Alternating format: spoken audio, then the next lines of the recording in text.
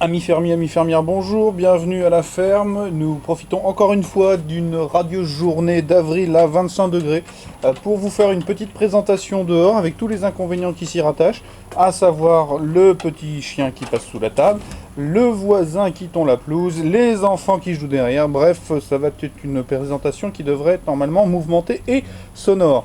Donc en l'occurrence aujourd'hui je vais vous parler de la nouvelle, du rafraîchissement pardon, de la Sentinelle, donc qui se prénomme la Sentinelle 0G maintenant, qui est la souris commercialisée par CM Storm, donc Cooler Master. Il s'agit donc de la version Sentinelle revue et corrigée, hein.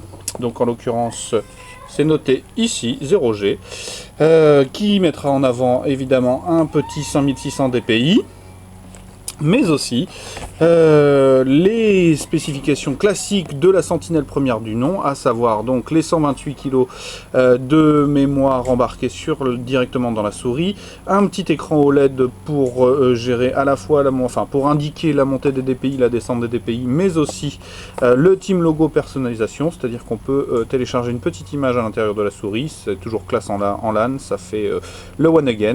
Bien entendu, on a droit aux 8 boutons programmables, le Rapid Fire Tactical, donc le clic gauche pardon, doublé de façon à faire des salves de tir multipliées avec les armes qui ne tirent qu'une fois.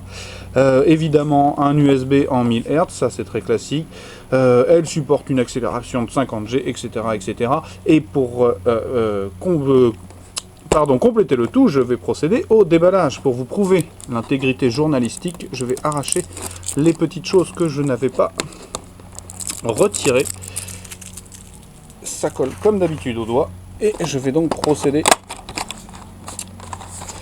au déballage.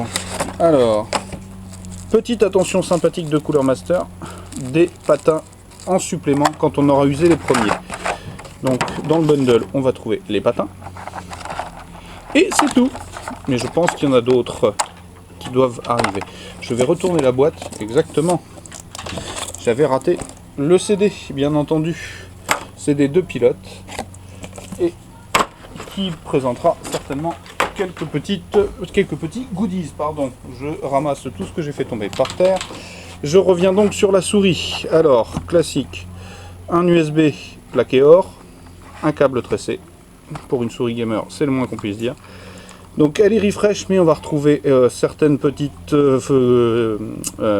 nouveautés, justement, certaines petites caractéristiques. Je cherchais les mots, excusez-moi, je suis perturbé par la tondeuse. Donc avec les phares avant,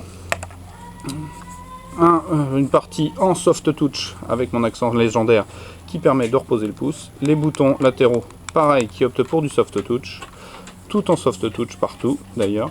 Et du plastique lisse granulé, du plastique granulé noir, pardon, décidément, avec des clics qui cliquent très bien, ma foi.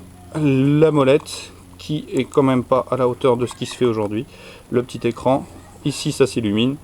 Les montées, les descentes de DPI si mes souvenirs sont bons, et le bouton de passage d'un profil à l'autre. Donc voilà. En dessous, on va trouver les patins en téflon et une petite trappe que je galère à ouvrir, sur lesquels on va trouver les poids.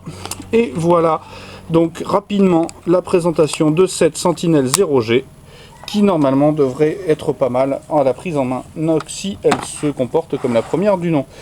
Donc voilà, vous avez constaté que je suis gravement blessé, je m'en excuse et je vous souhaite une bien bonne journée sous ce radio soleil et je vous dis à très bientôt sur Cocotte TV et surtout sur Cocotte Land. Au revoir.